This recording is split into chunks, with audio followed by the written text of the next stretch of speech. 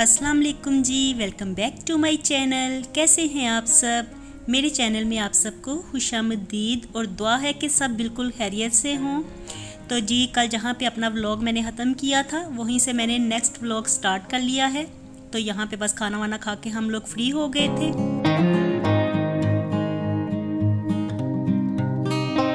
और अब मैं दूध लेके आई थी फ्रिज में से निकाल के, तो इसकी बलाई मैं उतार रही थी। और ऐसे ही ना मैं बलाई इकट्ठी करती रहती हूँ। तो जब ऐसे 2 बाउल हो जाते हैं ना तो फिर इनका मैं बटर वगैरह बना लेती हूँ और फिर देसी घी बना लेती हूँ। तो मैं बलाई ही उतार रही थी क्योंकि ये दूध ना कल का पड़ा हुआ है। तो मैं सोच रही थी कि दही जमाने के लिए रख दूँ, तो इसी को मैं गर्म करने लगी थी। इसको बस मैं ना हल्का सा नीम गर्म करने लगी हूँ, ज़्यादा तेज़ गर्म नहीं करना क्योंकि अभी गर्मियाँ हैं ना। तो नीम गर्म दूध कोसा कोसा जैसे दूध होता है ना, तो उसी में दही की जाग लगाई जाए तो दही मीठा मीठा सा जमता है। वरना अगर ज़्यादा तेज़ गर्म करके दूध को जाग लगाई जाए ना तो फिर इस तरह से दही हमारा खट्टा बनेगा। तो बस नीम गर्म ही मैं इसे करूँगी। और ये दूध मॉर्निंग में आया था, तो मॉर्निंग में मैं इसे बॉयल करना ही भूल गई। वो इसलिए कि मॉर्निंग में मेरे पास काफ़ी ज़्यादा दूध कल का बचा हुआ पड़ा हुआ था। तो आज मैंने चाय पिछले दूध की ही बना के पी ली। और अब ये काफ़ी ज़्यादा जमा हुआ था तो मैंने इसे बिल्कुल लो फ्लेम करके रख दिया है, ताकि लो फ्लेम पे ना हल्का हल्का सा इसको बॉयल आता रहेगा।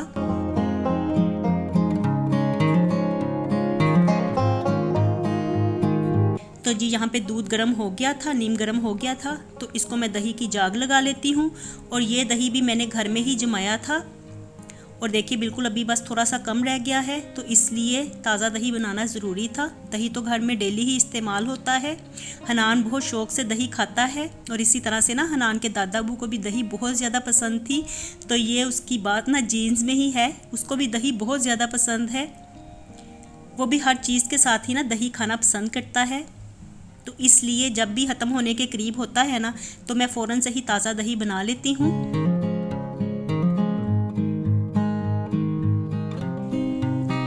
और यहाँ पे ना दूध भी हल्का हल्का सा बॉयल होना शुरू हो गया था, तो बस मैं उसमें चम्मच ही लगा रही थी क्योंकि ऐसे जब दूध जम जाता है ना तो उसमें अगर चम्मच ना लगाया जाए तो फिर नीचे से चिपक जाता है, जिसकी वजह से फिर दूध में स्मेल पड़ जाती है। तो ये बस मेरे ना नाइट के यही काम होते हैं किचन में करने वाले, तो वही नाइट के काम मैं कर रही हूँ। और यहाँ पे जो बर्तन वगैरह इस्तेमाल हुए होते हैं खाना बनाने में तो उनको भी खाली करना ज़रूरी होता है। तो प्रेशर में खाली कर लूँगी। और इसमें जो दाल पड़ी हुई है तो इसको छोटे बाउल में निकाल के फ्रिज में रख दूँगी। तो बच्चे आज कह रहे थे कि दाल हमारे पास काफ़ी ज़्यादा पड़ी हुई है, हम कल पराठों के साथ दाल खाएंगे। तो शुक्र अल्हम्दुलिल्लाह उन्होंने भी पराठों का नाम लिया है, वरना मेरे बच्चे तो ऐसे पराठों के नाम से भागते हैं ना कि उनको बिल्कुल भी खाने का मन नहीं होता पराठे। तो आज खुद ही वो कह रहे थे कि दाल के साथ ना हम कल पराठा ही खाएंगे। और बस नाइट में यही काम होते हैं करने वाले। और इसके बाद फिर हम लोग थोड़ा बहुत टीवी वगैरह देख लेते हैं और फिर वही सोने का काम होता है।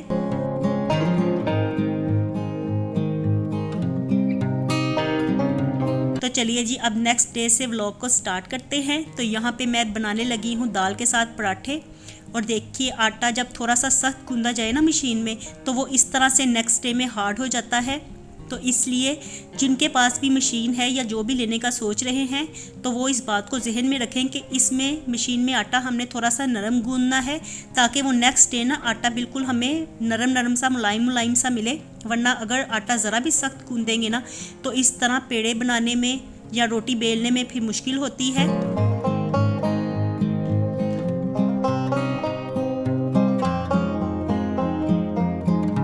और इसका बेहतरीन हाल ये है कि रोटियां वगैरह बनाने से पहले 1 घंटा पहले तकरीबन आटा निकाल के फ्रिज में से तो बाहर रख दें, तब भी फिर आटा सेट रहता है, नरम हो जाता है।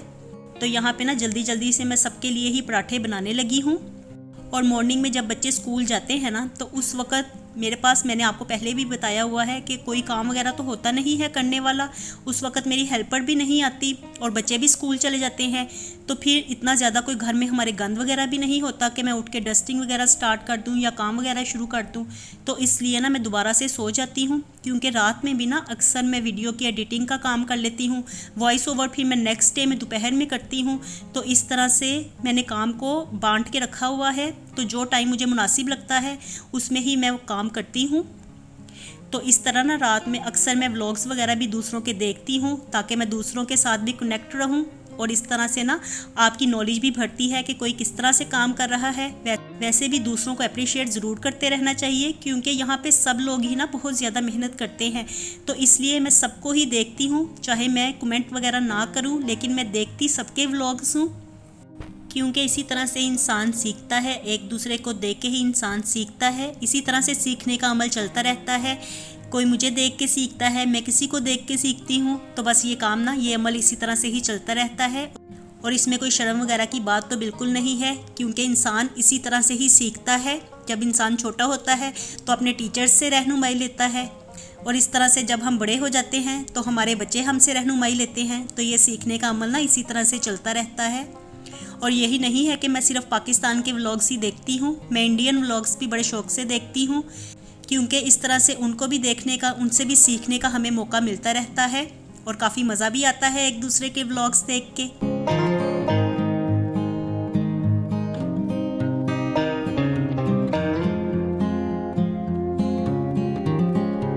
क्योंकि जो लोग मेहनत कर रहे होते हैं ना, तो ज़रूरी होता है कि उनका काम देखा जाए, उनको सराहा जाए, क्योंकि मोस्टली जो यूट्यूब पे है ना, तो वो हाउस वाइफ्स ही हैं, तो वो अपने घर के कामों में से ना इतना टाइम निकाल लेती हैं व्लॉग्स वगैरह बनाने के लिए। और यहाँ पे ना सच्ची बताऊँ आपको कि कोई भी ना वैसे शौक़ से काम नहीं करता, तो सब फाइनेंशियली ख़ुद को सपोर्ट करने के लिए ही यूट्यूब पे काम करते हैं। क्योंकि वैसे किसका दिल चाहता है कि वो अपने घर की चीज़ों को दिखाएं, अपने घर की रूटीन दिखाएं या अपने घर की बातों को शेयर करें। तो यहाँ पे ना सिर्फ फाइनेंशियली ख़ुद को स्ट्रॉन्ग करने के लिए ही सब लोग आते हैं। तो इस तरह से ना इसको हम यूट्यूब को जॉब की तरह लेते हैं, क्योंकि बाहर जाके काम करने से बेहतर है कि घर रह के यूट्यूब पे काम किया जाए। तो एज अ जॉब यूट्यूब को हम सब लोग लेते हैं। ये नहीं है कि हम लोगों का शौक़ है, हम लोग शौक़ से ये काम कर रहे हैं, ये बिल्कुल नहीं है। ये हमारी जॉब है और अगर इसको शौक़ कहा जाए ना, तो ये बिल्कुल गलत होगा। तो मैं तो आपको पता है सीधी सीधी सी बातें करती हूँ।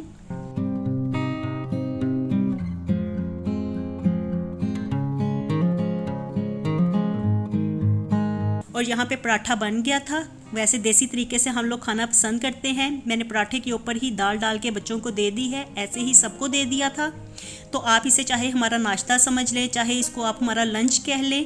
तो बच्चे सुबह मॉर्निंग में स्कूल जाते हुए ना ज़्यादातर दूध पी के ही जाते हैं, ब्रेकफास्ट वो नहीं करते। शुरू से ही उनकी ऐसी आदत है कि वो ब्रेकफास्ट वगैरह करके नहीं जाते। और अगर कभी करवा के भी मैं भेज देती थी ना बच्चों को, तो स्कूल में जाके वॉमिट कर देते थे। तो इससे बेहतर यही है कि मैं उनको साथ थोड़ा बहुत लंच वगैरह दे लेती हूँ, जो कि वो वहाँ पे लंच टाइम में खा लेते हैं।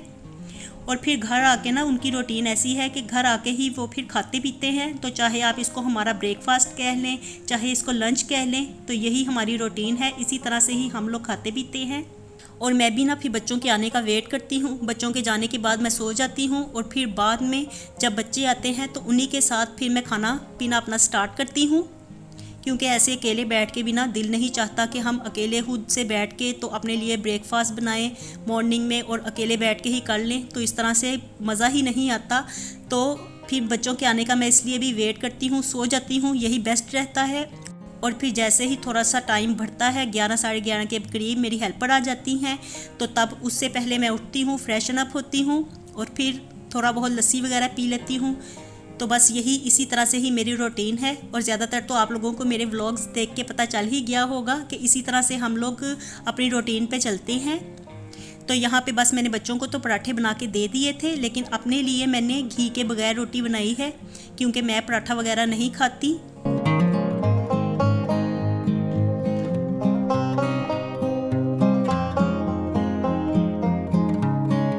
और अब मैं दोबारा से किचन में आई थी। मैंने सोचा कि चाय भी साथ में डाल के ले आती हूँ।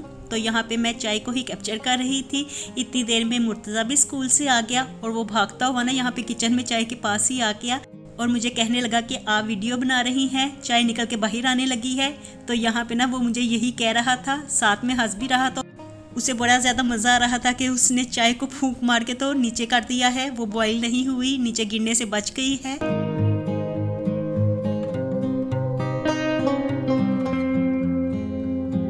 बस चाय में डाल के ले जाऊंगी, क्योंकि चाय के बगैर तो खाना या नाश्ता वगैरह नीचे होता ही नहीं है। तो चाय साथ साथ पी के तो हम लोग ये काम करके फ्री होते हैं। और अब मैं आई थी बाहर टेरेस में, तो मैंने सोचा कि आपको अपने प्लांट्स दिखाए जाएं। और यहाँ पे ना लेमन काफ़ी ज़्यादा लगे हुए हैं, तो इस साल ना लेमन काफ़ी ज़्यादा ही लगे हैं माशाल्लाह। तो अभी ना सारे ही कच्चे कच्चे हैं, पके नहीं हैं। तो जैसे ही ये थोड़े से बड़े होंगे तो खुद ब खुद फिर पकना स्टार्ट हो जाएंगे। और देखिए कितने ज़्यादा लगे हुए हैं ना। तो यहाँ पे 3-4 प्लांट्स मेरे पास लेमन के हैं और इन सब पे ही फ्लावरिंग हुई है, सब पे ही फ्रूट्स बन रहे हैं।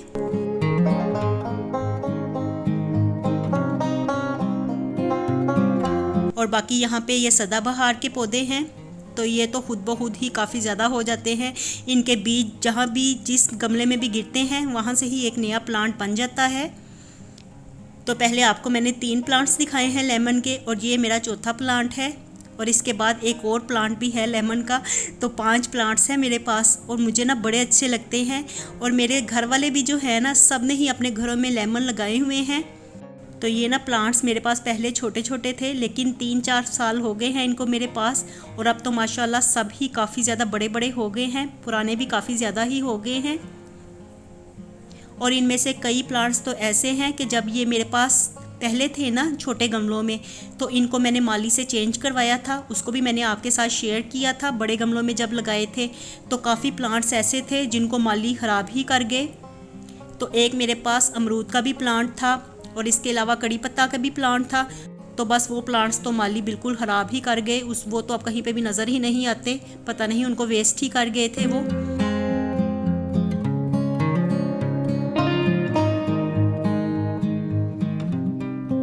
और अब देखिए, जो कल रात को मैंने दही जमने के लिए रखा हुआ था, तो कितना ज़बरदस्त दही जम के तैयार हुआ है। तो मॉर्निंग में जब बच्चे स्कूल गए थे ना, उस वक़्त मैंने इसको निकाल के दही को तो फ्रिज में रख दिया था, क्योंकि पहले मैंने इसे ओवन में जमने के लिए रखा था, माइक्रोवेव में। तो जब मॉर्निंग में बच्चे स्कूल गए तो मैंने इसको निकाल के फिर फ्रिज में रख दिया। और अब देखिए कितना गाढ़ा गाढ़ा दही जम के तैयार हुआ है। तो ये मैं निकाल रही थी हंडिया में डालने के लिए।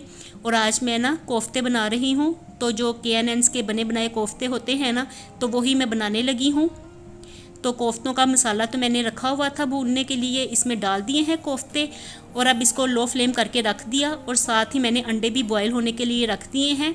और ये बस ना हमारा रात का खाना तैयार हो रहा है। अंडे बॉयल हो जाए तो बस कोफ्ते तो हमारे बन ही गए थे तकरीबन।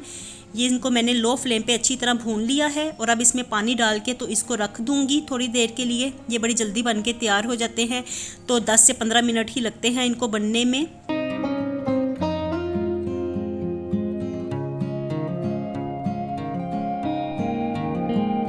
और ये कोफ्ते ना मेरे बच्चों को इतने ज़्यादा पसंद है ना, वो इतने ज़्यादा शौक़ से ये खाते हैं। तो अक्सर ही मैं ये कोफ्ते बना लिया करती हूँ। और कभी कभार ऐसे होता है कि जब चिकन वगैरह ला के उसका कीमा करवा के, तो फिर वो कोफ्ते भी मैं बनाती हूँ। लेकिन ज़्यादा मोस्टली मैं यही कोफ्ते बना लेती हूँ KNN's वाले, क्योंकि बच्चे शौक़ से खा लेते हैं। और यहाँ पे ना अंडे भी बॉयल हो गए थे, तो बस मैं अंडे डाल दूंगी। और साथ में मैंने चावल बॉयल करने के लिए यहाँ पे रखे हुए थे।